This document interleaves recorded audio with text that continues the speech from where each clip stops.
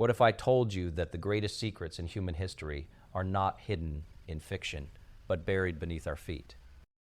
What if entire civilizations rose, built wonders beyond imagination, and vanished, leaving behind messages we still cannot read, tombs we still cannot open, and machines we still cannot open, and machines we still struggle to understand? From a 12,000-year-old temple older than the pyramids to a lost ancient computer pulled from the sea, to an emperor's tomb that has never been opened, these are not legends. These are real mysteries that historians still cannot explain. Tonight, we step into the silence of the past, where stone, sand, and sea guard secrets that have defied centuries of discovery. Stay with me, because the deeper we go, the more unsettling the truth becomes. We'll explain everything in this video, step by step. Don't skip it. There is something haunting about silence. Not the silence of an empty room, but the silence of centuries. The kind that lingers over broken stones, half-buried cities, and undeciphered symbols carved by hands long turned to dust. History speaks to us in fragments. It offers diaries and monuments, bones and battlefields. Yet sometimes it withholds the final answer. And in that space between what we know and what we long to know, mystery lives. Consider the ancient city of Göbekli Tepe. It rises from the hills of southeastern Turkey, older than the pyramids, older than Stonehenge, a sanctuary built nearly 12,000 years ago. Massive T-shaped pillars, carved with lions, vultures, and serpents, stand in silent circles. For generations, we believe civilization began with farming, that humans settled down only after they learned to cultivate wheat and domesticate animals. But Göbekli Tepe and domesticate animals. But Göbekli Tepe unsettles that story. Here was monumental architecture before agriculture. Here were organized labor and spiritual ambition before permanent villages. It suggests that perhaps faith, the human yearning to gather, to worship, to seek meaning, came first. That our need for the sacred may have forged community before bread ever did. And yet we do not know who built it. We do not know who built it. We do not know why it was deliberately buried. The stones remain, but the voices are gone. Or listen to the whispers from the Indus Valley, from the cities of Mohenjo-daro and Harappa. 4,000 years ago, these were marvels of urban planning. Straight streets, sophisticated drainage systems, standardized bricks, a civilization thriving in what is now Pakistan and northwest India. And yet, we cannot read their script. The seals they left behind, etched with animals and enigmatic symbols, remain undeciphered. We know they traded with Mesopotamia. We know they built carefully and lived with remarkable civic order. But we do not know their kings. We do not know their myths. We do not know their myths. We do not know the names mothers whispered to their children at night. An entire civilization stands before us, articulate in architecture and mute in language. And then there is the sea. Around 1200 BCE, powerful Bronze Age empires, the Hittites, the Mycenaeans, the kingdoms of the Eastern Mediterranean, began to collapse. Cities burned, trade routes shattered, written records faltered. In Egyptian inscriptions, we find references to shadowy invaders called the Sea Peoples. Among those records are inscriptions from the reign of Ramesses III, who claimed to have repelled them. But who were they? Were they refugees driven by famine? Raiders born of desperation? A coalition of displaced cultures pushed to the brink? The Bronze Age collapse remains one of history's great unravelings, a reminder that even mighty civilizations can fall into darkness, and that sometimes the record of their fall is little more than smoke on the horizon. Travel east, and the earth itself becomes a monument. The Terracotta army of Qin Shi Huang stands in silent formation. Thousands of life-size soldiers buried to guard a ruler in the afterlife. Each face is distinct, each expression human. Discovered in 1974 by farmers digging a well, they reveal an empire's belief in immortality and power beyond death. And yet the emperor's tomb itself remains unopened. Historians suspect rivers of Mercury flow within. Ancient texts describe booby traps and celestial maps. Technology may one day allow us to see inside without disturbing it. But for now, the tomb remains sealed, a testament to both ambition and restraint. We could pry it open, but should we? Sometimes mystery commands reverence. On a remote island in the Pacific, the stone faces of Easter Island, known as Rapa Nui, gaze inland with solemn eyes. Nearly 1,000 moai statues, some weighing over 80 tons, were carved and transported across rugged terrain without modern machinery. How? Why?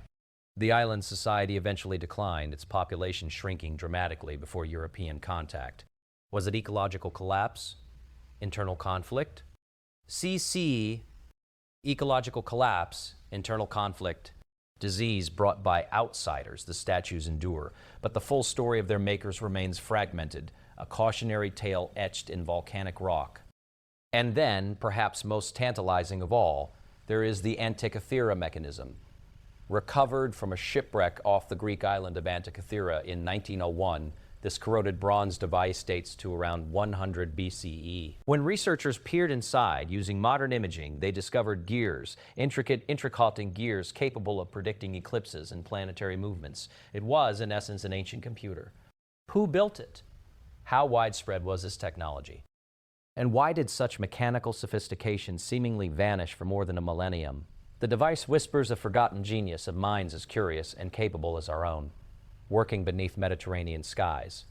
These mysteries endure not because historians lack diligence. They endure because time is both preserver and thief. Earthquakes shatter libraries. Floods erase settlements. Conquerors burn what they cannot control. And sometimes knowledge simply slips away, unrecorded. But perhaps the deeper truth is this. Mystery is not a failure of history. Riot is its heartbeat. The unanswered question pulls us forward. It reminds us that the past was not inevitable. It was lived by people who did not know they were ancient, who loved and feared and hoped without the benefit of hindsight. They stood at the edge of their own uncertainty just as we do now. When we look upon Göbekli Tepe or Mohenjo-daro, when we imagine the sea peoples on the horizon or the sealed tomb of Qin Shi Huang, we are not merely studying relics, we are confronting the limits of our knowledge. We are acknowledging that human experience is vast, far vaster than the fragments we have pieced together. And there is humility in that. In an age that prizes data and certainty, ancient mysteries invite us to dwell in wonder. They remind us that history is not a closed book. It is a conversation across millennia, sometimes clear, sometimes muffled, always incomplete. The stones remain. The symbols endure. The sea still moves over shipwrecks. And beneath the soil, beneath the silence, lie stories waiting, perhaps forever, to be told. We may never decipher every script. We may never open every tomb. But in seeking to understand, in asking the questions, we participate in the same restless curiosity that built monuments and charted stars. The past does not surrender all its secrets, and maybe that is its greatest gift. If you found stillness in these woe, subscribe to join this space of presence and share you deepest now in the comments below. Long before the first cities rose from riverbanks, before pottery hardened in kilns, before fields were carved into obedient rows of wheat, there were hands lifting stone toward the sky at Göbekli Tepe.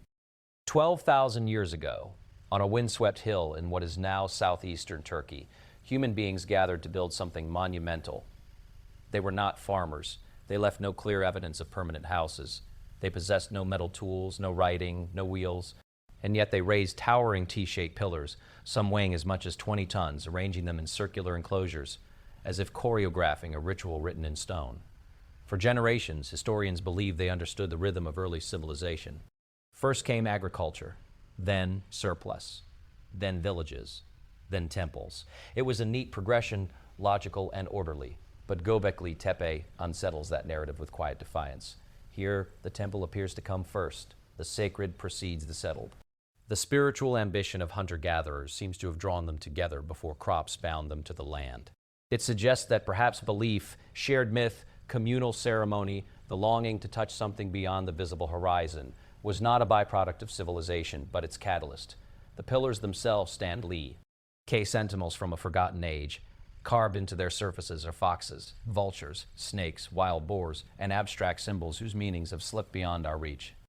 The animals are rendered with striking vitality, muscles taut, jaws poised, as if caught in eternal motion. There are no clear depictions of crops or domesticated life. This was a world still governed by wilderness. Yet amid that wildness, there was order. The stones are placed with intention. The circles are precise. Someone planned this for. Imagine the labor. Without metal chisels, without beasts of burden, without the engineering knowledge later civilizations would formalize, these early people quarried limestone, shaped it, transported it, and raised it upright. The effort required coordination, leadership, trust. It required time, days and months taken from hunting and foraging. What compelled them to devote such energy to a place that appears not to have been a settlement but a sanctuary? Perhaps they came seasonally, drawn by ritual gatherings. Perhaps feasts followed ceremonies, strengthening alliances among scattered bands. Archaeological evidence suggests large-scale consumption of wild gazelle and other animals. Feasting implies abundance, organization, anticipation. It implies a social fabric more intricate than once assumed for hunter-gatherers. And then there is the most confounding act of all, the dam. You buried it. Layer upon layer of earth was deliberately piled over these stone circles, sealing them beneath the hill. This was not the slow sediment of centuries. It was intentional entombment. Why would a people invest such labor in construction only to conceal their achievement? Was it reverence, an act of ritual closure? Was it transition as new beliefs displaced old ones, or was it protection against forces, human or natural, that threatened what they held sacred? Time preserved what they hid. For millennia, Göbekli Tepe slept beneath the soil, its pillars shielded from erosion by the very hands that had once raised them. When modern archaeologists began excavating in the 1990s, led by German archaeologist Klaus Schmidt, they realized they were standing atop something far older and far more complex than anyone had anticipated. Each layer peeled back like a page from a book written before writing existed. The site compels us to reconsider who these early humans were. We have often imagined prehistoric people as bound primarily to survival, their days consumed by the search for food and shelter. But Göbekli Tepe suggests a richer interior life. It suggests imagination. It suggests symbolism. It suggests that even in an age without cities, without kings, without recorded law, there was already an awareness of mystery and mortality. Some researchers speculate that the image Rai, particularly the vultures, may relate to burial practices or beliefs about the afterlife. In parts of the ancient Near East, vultures were associated with excarnation, the exposure of bodies to birds as part of funerary ritual. If Göbekli Tepe was linked to death rites, then it may have served as a bridge between the living and the dead, a threshold where the community confronted the most profound question of all. Others propose astronomical alignments, suggesting that certain pillars may have corresponded to constellations or celestial events. The idea remains debated, but the mere possibility hints at a people attentive to the sky, charting patterns long before formal astronomy emerged. The heavens would have been their calendar, their compass, their mythic canvas. And yet, for all we have uncovered, we are left with absence. There are no written records explaining purpose, no inscriptions proclaiming dedication, no inscriptions proclaiming dedication, no preserved myths to guide interpretation. The stones speak, but they do so in a language we only partially grasp. What does it mean that the oldest known monumental temple predates farming? It means our assumptions about progress may be incomplete. It means that the impulse to gather in reverence to mark a place as holy may have been as fundamental to humanity as the need to eat. Perhaps agriculture did not create religion. Perhaps religion helped create agric. Ulture, drawing communities together, long enough for cultivation to take root. The hill at Göbekli Tepe overlooks a fertile plain. In time, that plain would witness the dawn of farming communities. It is tempting to imagine that those who gathered around the stone circles began experimenting with cultivation to sustain the very gatherings their beliefs required. Faith, then, would not follow bread, but precede it. The site also humbles modern certainty. We live in an age that prizes documentation, that measures achievement by written record and technological complexity. Yet here stands evidence of organized labor and artistic sophistication from a people who left no alphabet behind. It challenges the quiet arrogance of assuming that literacy is the sole measure of civilization. There is a human tenderness in that realization. These builders laughed, argued, mourned. They carried children on their shoulders. They felt fear beneath thunder and awe beneath starlight, and together they chose to raise stone toward the sky. They carved animals that mattered to them. They created a space set apart from the ordinary rhythm of life. In the silence of Göbekli Tepe, one senses continuity. The questions that stirred those ancient gatherings are not so different from our own. Who are we? Why are we here? What lies beyond the horizon of death? The pillars stand not merely as archaeologic artifacts, but as testimony to the enduring human search for meaning. And still, the mystery remains. We do not know the names of the builders. We do not know the stories told within those circles. We do not know the precise moment the decision was made to bury it all beneath earth and memory. We only know that long before cities crowned the world with walls and towers, before empires etched their victories into stone, there was a hill where hunter-gatherers gathered in shared wonder and lifted monuments toward the unknown. If you found stillness in these words, subscribe to join this space of presence and share you deepest. Now in the comments below. Along the banks of the Indus River and its tributaries, beneath layers of dust and centuries of silence, lie the remnants of a civilization that once pulsed with order, ingenuity, and quiet confidence. In the ancient cities of Mohenjo-daro and Harappa, bricks still align in straight lines. Streets still follow a measured grid, and drains still trace their careful paths beneath the earth. 4,000 years ago, while pyramids rose in Egypt and kings ruled in Mesopotamia, these cities flourished in what is now Pakistan and northwest India. They left behind walls and wells, granaries and baths, seals and beads. They left behind proof of urban sophistication. But they did not leave behind a voice we can hear. The Hindu. Script remains undeciphered. Small steatite seals carved with animals like unicorn-like bulls, elephants, rhinoceroses, and short sequences of symbols have been unearthed by the thousands. The markings are precise and deliberate. Some appear again and again, suggesting structure, perhaps grammar. Yet despite decades of scholarly effort, no one has been able to unlock their meaning. We do not know if the script recorded trade transactions, royal decrees, prayers, personal names, or poetry. We do not know if it carried stories of gods or inventories of grain. It is as if an entire civilization is standing before us, lips moving, and we cannot hear a word. Mohenjo-daro, whose name means mound of the dead, once rose above the floodplain in careful symmetry. Its streets intersect at right angles. Houses, built of standardized baked bricks, include courtyards and bathing areas. Wells are scattered throughout, granting residents access to fresh water. The Great Bath, an impressive rectangular pool lined with bitumen to make it watertight, suggests ritual purification or communal ceremony. This was not a haphazard settlement. It was planned. It was engineered. Harappa, further north, mirrors this sense of civic intention. Granaries imply food storage and distribution. Weights and measures, crafted with remarkable uniformity, indicate regulated trade. The consistency of brick size across cities hundreds of miles apart suggests shared standards and coordination. Such cohesion hints at governance, yet we find no grand palaces towering over the rest, no ostentatious tombs declaring the glory of kings.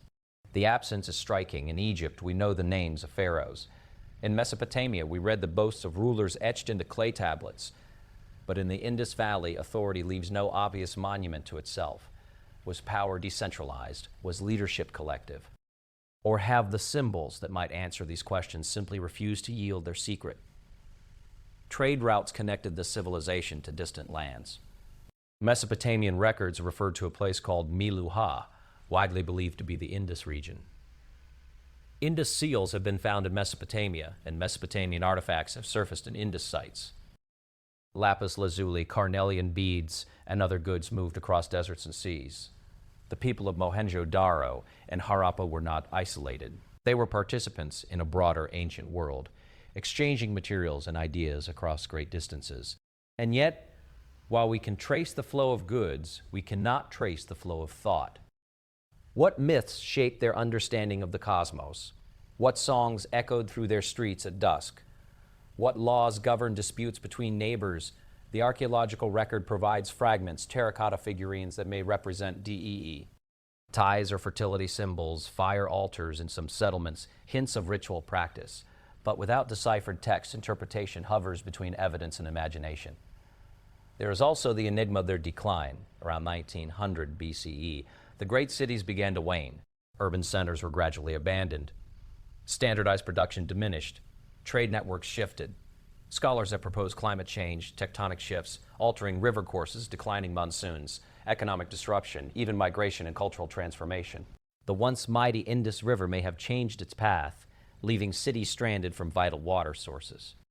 The Ghaggar-Hakri river system, possibly linked to the ancient Saraswati, appears to have dried or diminished, reshaping settlement patterns. But no burned layers of widespread destruction tell a clear story of conquest. No triumphant inscriptions proclaim invasion. The decline seems less like a dramatic fall and more like a slow fading, a transformation into smaller rural communities. Without written testimony, we reconstruct their ending from soil samples and pottery shards. The undeciphered script deepens the ache of absence. Linguists have debated whether it represents a Dravidian language, an early Indo-Aryan tongue, or something entirely lost. Some argue the inscriptions are too brief to constitute a full writing system, perhaps functioning more like symbols of identity or trademarks. Others insist they encode a structured language awaiting the right analytical key. Computational models have examined symbol frequency, searching for patterns akin to known linguistic systems. Yet the code remains intact. It is a locked door with no surviving key. There is a particular poignancy in this silence because the Indus civilization appears in many ways remarkably humane. The layout of its cities suggests attention to public welfare. Drainage systems carried waste away from homes, reducing disease. A standardized construction implies fairness in resource distribution. The absence of monumental self-glorification may reflect cultural values different from their contemporaries. Or perhaps the monuments existed in forms we have not recognized. When archaeologists walk through the ruins of Mohenjo-daro today, they step along streets once crowded with merchants and children. They pass thresholds where doors once opened onto daily life. The bricks, baked in kilns thousands of years ago, retain their solidity. Yet the people who shaped them remain indistinct. We know their craftsmanship. We know their urban planning. We know they valued order and connectivity. But we do not know their inner narratives. There is humility in confronting a civilization, so advanced and yet so silent. It reminds us that literacy is fragile. Scripts caca, and vanish if not continuously used. Languages can dissolve when communities shift or merge. The permanence we attribute to writing is, in truth, conditional. Somewhere, perhaps in a yet unexcavated mound or beneath a farmer's field, there may lie a longer inscription, a bilingual text akin to the Rosetta Stone that could unlock the script's meaning. Such a discovery would not merely decode symbols, it would restore voices. Until then, Mohenjo-daro and Harappa stand as testaments to a paradox, a civilization articulate in brick and mute in word. Their streets speak of planning, their drains speak of foresight. Their seals speak of identity and exchange. But their stories of love and conflict, of belief and aspiration, remain just beyond our grasp. In the quiet of their ruins, one senses not absence but suspension, as if the past is waiting patiently for understanding. The Indus Valley civilization does not demand spectacle. It offers evidence of complexity without boasting, resilience without proclamation. It invites us to look closer, to question assumptions about power and progress, to recognize that some of humanity's greatest achievements may endure without ever revealing the full measure of the minds that conceived them. Around 1200 BCE, the ancient world trembled, and then it seemed to come apart. For centuries, the great powers of the late Bronze Age had stood like Pilla. Res around the eastern Mediterranean, kingdoms rose along the Nile, across Anatolia, throughout the Levant, and into the Aegean. Trade ships stitched these civilizations together, carrying copper from Cyprus, tin from distant lands, grain from fertile river valleys, and finely crafted goods from palace workshops. Diplomats exchanged letters on clay tablets. Royal families intermarried, armies marched beneath banners of bronze and gold. It was a world interconnected, confident, and intricate, and then within the span of a few decades, cities burned. The Hittite capital of Hattusa fell into ruin. Mycenaean palaces in Greece were destroyed or abandoned. Urban centers along the Levantine coast collapsed. Trade routes that had pulsed with life fell silent.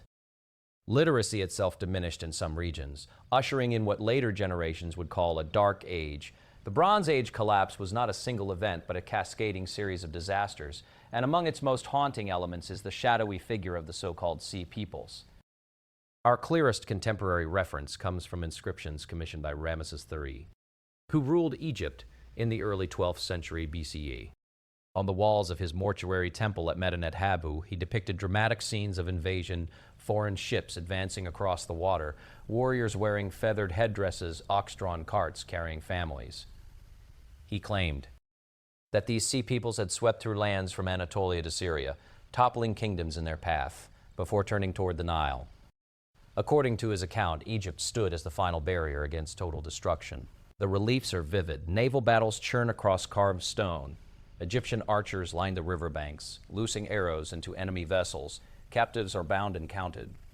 Ramesses proclaims victory, asserting that he repelled the invaders and preserved his realm.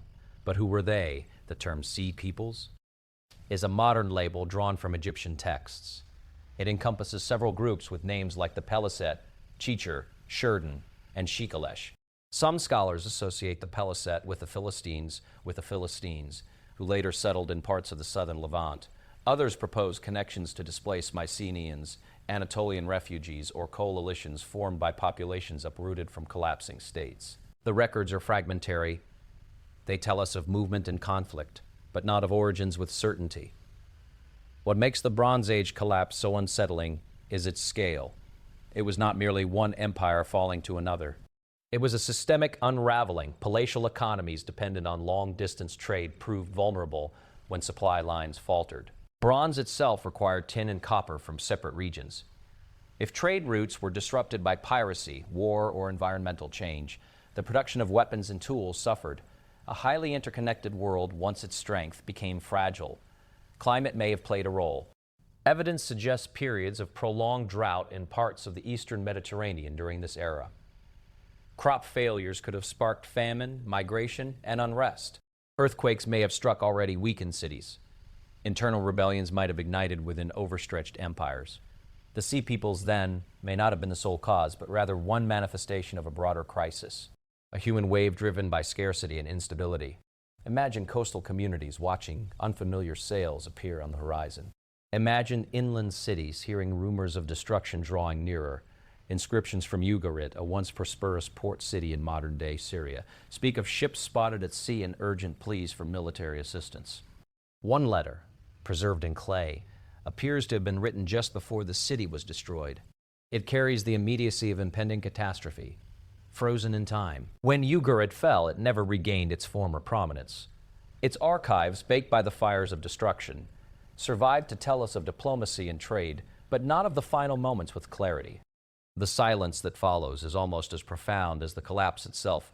Egypt, under Ramesses III, appears to have weathered the storm better than most. Yet even there, strain is visible. The king's inscriptions, triumphant in tone, may conceal the depth of the threat. Later in his reign, internal troubles surfaced, including one of the earliest recorded labor strikes by workers in the royal necropolis at Deir el-Medina. Economic pressures and resource shortages likely weighed heavily. Egypt survived, but diminished. The Mycenaean world and Greece experienced a dramatic contraction. Monumental palaces, such as those at Mycenaean palaces, were destroyed. Writing in Linear B, used for administrators. Tiffer courts disappeared for centuries. Populations declined or dispersed. What followed was a period with fewer large-scale constructions and less evidence of centralized authority. The Hittite Empire, once a formidable power in Anatolia, vanished from the historical stage. Its capital was abandoned, its political structure dissolved. Smaller successor states emerged, but the imperial system was gone. In each region, the pattern differed slightly, yet the overarching theme was fragmentation. What remains most mysterious is the precise interplay of causes. Were the sea peoples desperate migrants seeking new lands? Were they coordinated raiders exploiting weakened states? Were they former subjects of fallen empires turning against their rulers? The Egyptian reliefs show not only warriors but families traveling with belongings, suggesting migration rather than mere plunder. It is tempting to seek a single explanation, a singular villain in the narrative. But history resists simplicity. The Bronze Age collapse likely arose from a convergence of stresses: environmental shifts, economic dependency, political instability, and human ambition intersecting in volatile ways. There is a modern resonance in that. Highly connected systems can be remarkably efficient in times of stability, yet perilously susceptible when multiple pressures align. The Late Bronze Age was globalized in its own ancient way. Its collapse reminds us that complexity carries both power and risk. The Sea Peoples remain partly obscured by the propaganda of their enemies. We know them largely through Egyptian eyes, carved in stone to glorify a pharaoh's triumph. Their own perspective, their motivations, and fears are lost.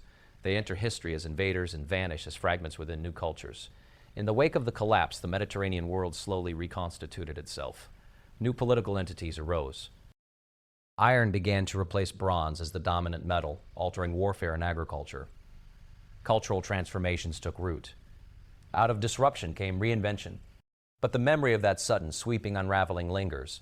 In the archaeological record, burned layers, abandoned cities, broken trade networks, all testify to a moment when the old order could not sustain itself. The Bronze Age collapse stands as one of history's great turning points, not because we understand it fully, but because we do not. It challenges our confidence in continuity. It confronts us with the fragility of even the most established systems. And it leaves us with the enduring image carved into temple walls. Ships advancing across restless waters. Ships advancing across restless waters. A civilization bracing against forces it scarcely comprehends why. And in 1974, farmers digging a well in the countryside near Xi'an struck something hard beneath the soil.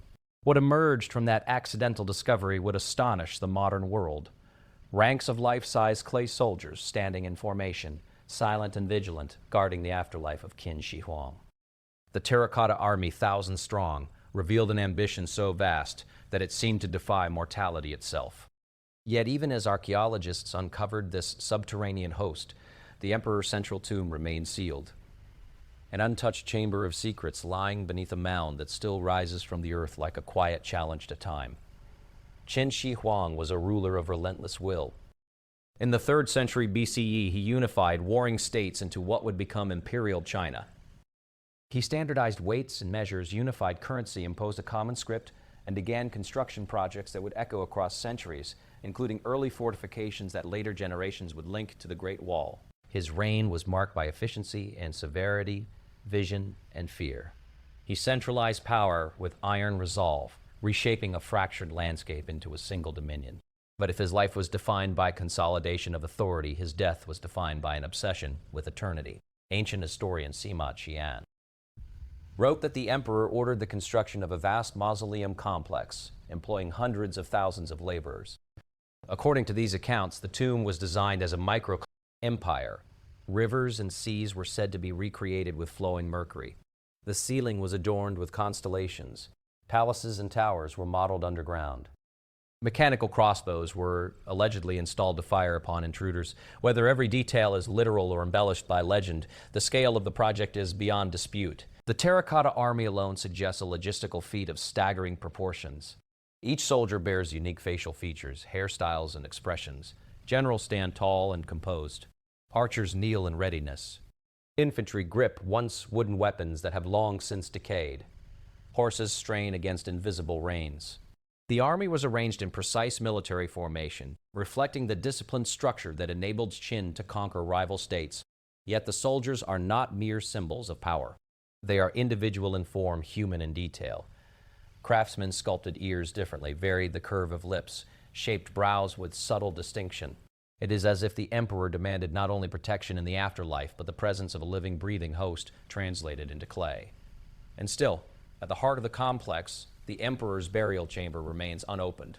Modern technology has allowed archaeologists to probe the mound without excavation. Soil samples reveal unusually high concentrations of mercury, lending credence to ancient descriptions of flow. Inji rivers within.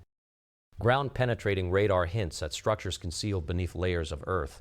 Yet the decision has been made, at least for now, to leave the central tomb undisturbed. The reasons are practical and ethical. Past excavations have shown that exposure to air can rapidly degrade ancient pigments and materials. Opening the chamber prematurely could destroy what it seeks to reveal. There is also a deeper restraint at work, a recognition that some mysteries, once disturbed, cannot be restored. The emperor's quest for immortality extended beyond architecture. Historical accounts describe his search for elixirs of eternal life, dispatching expeditions to distant lands in pursuit of mythical substances. Ironically, some of the mercury-based potions he consumed in hope of prolonging life may have hastened his death.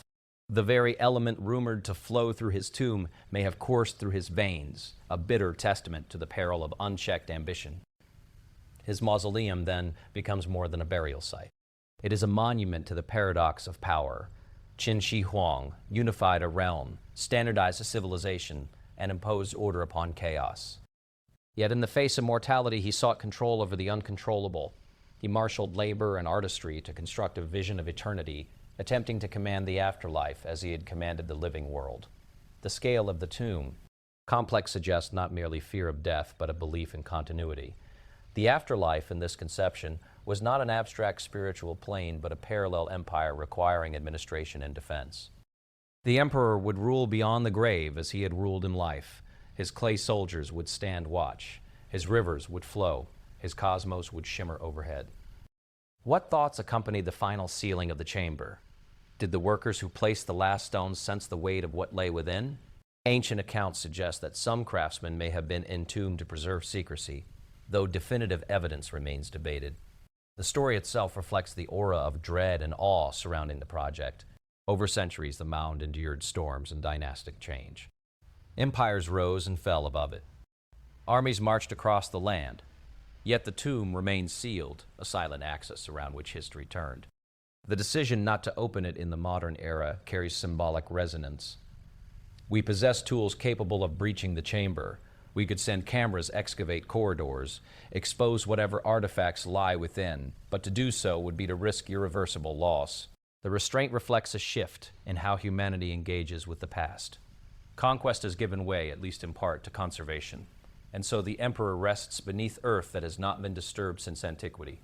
His terracotta leg. Ions, rayed in surrounding pits, continue their watch, fragments of a grander design that remains concealed. Scholars speculate about treasures that may lie inside. Jade burial suits, inscriptions, intricate mechanisms. They debate whether the mercury levels are indeed as high as ancient texts suggest. They consider the possibility of preserved organic materials of colors still vivid in darkness, yet speculation is all it can be. The sealed tomb stands as both archive and enigma. It challenges the impulse to know everything immediately. It invites patience, humility, and perhaps a measure of reverence. Within that earthen mound may rest artifacts capable of reshaping our understanding of early imperial China, or there may be confirmations of what texts already imply. The uncertainty itself sustains fascination. In contemplating Qin Shi Huang's tomb, we confront the intersection of ambition and mortality. A man who commanded vast armies and unified territories sought to extend dominion beyond the horizon of death. His solution was architectural grandeur, meticulous planning, and faith in the permanence of clay and mercury. Above ground, history continues to unfold. Visitors walk through museum halls displaying restored soldiers. Children gaze into the stern faces of figures sculpted more than 2 millennia ago. Scholars analyze soil samples and ancient chronicles. And Bendan. Beneath it all, untouched at the center, lies a chamber where an emperor's vision of eternity remains suspended in darkness, guarded by silence and time. In 1901, sponge divers working off the rocky coast of the Greek island of Antikythera descended into cold, blue depths and stumbled upon the remnants of an ancient shipwreck. What they first brought to the surface were statues, bronze and marble figures encrusted with coral, faces emerging from centuries of silence. It seemed like another treasure from the classical world, a reminder of Greece's artistic grandeur, but among the artifacts was a corroded lump of bronze and wood so unremarkable that it might easily have been dismissed as debris.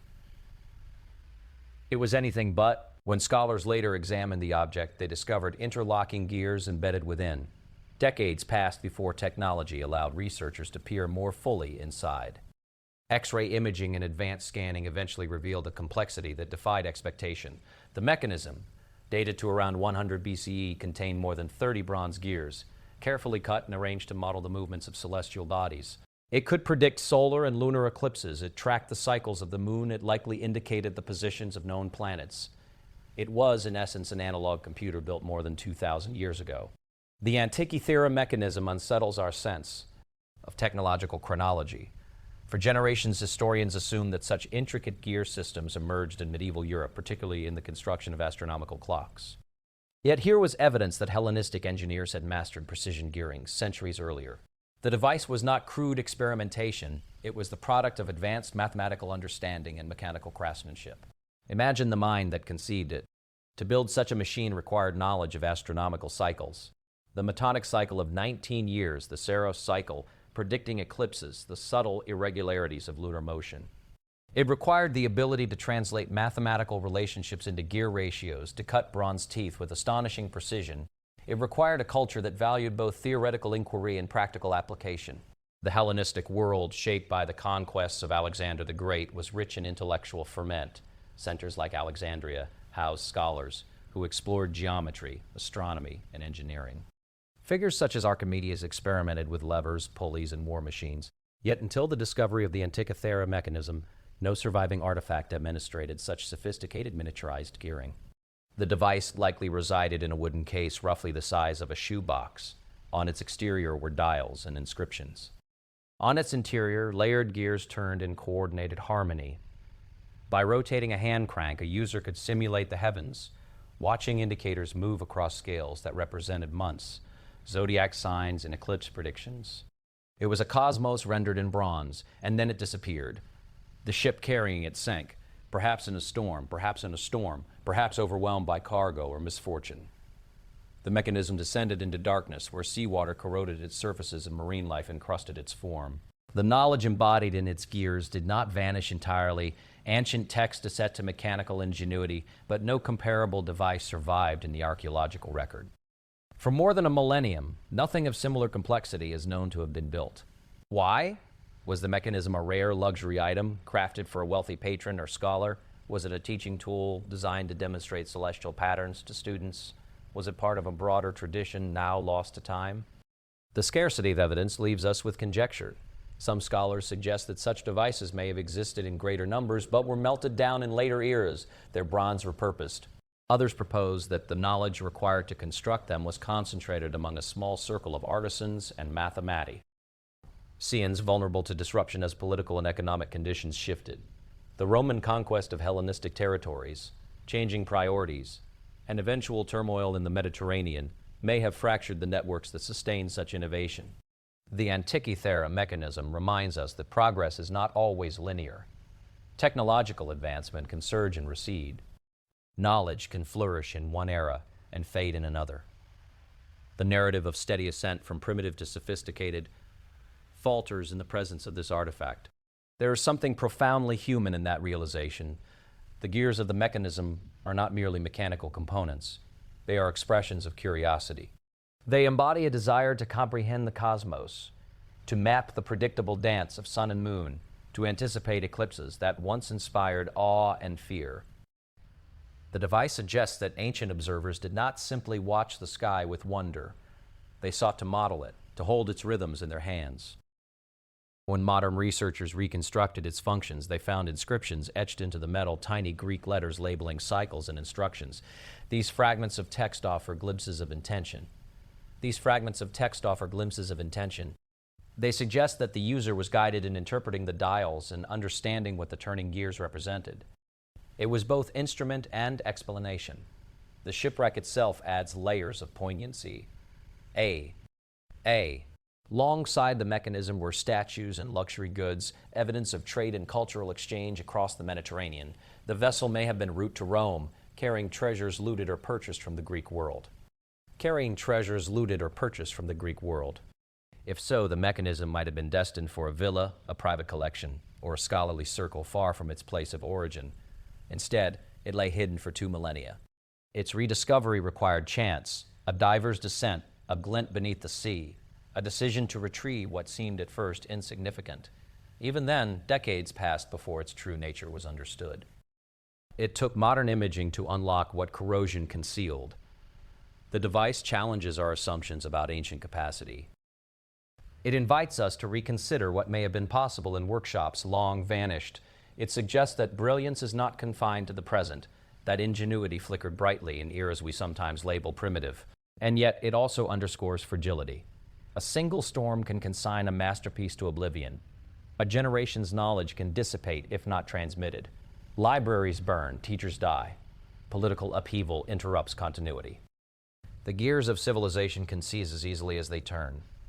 The Antikythera mechanism stands today in a museum in Athens, its fragments carefully preserved, reconstructions displayed nearby. Visitors gaze upon its corroded surfaces, marveling at the sophistication hidden within. Scholars continue to analyze its inscriptions, to refine models of its function, to debate its origins. But questions persist. Who commissioned it? How widespread was such technology? Were their predecessors more advanced still? Did similar devices influence later mechanical traditions in ways we cannot trace? 5. The mechanism does not answer. It endures as a testament to forgotten genius, to a moment when human intellect reached toward the stars and captured their cycles in bronze, only to have that achievement slip beneath the waves, waiting for centuries in darkness until chance and curiosity brought it back into the light. If you found stillness in these words, subscribe to join this space of presence and share you deepest now in the comments below. Thanks for watching this video, and don't forget to like and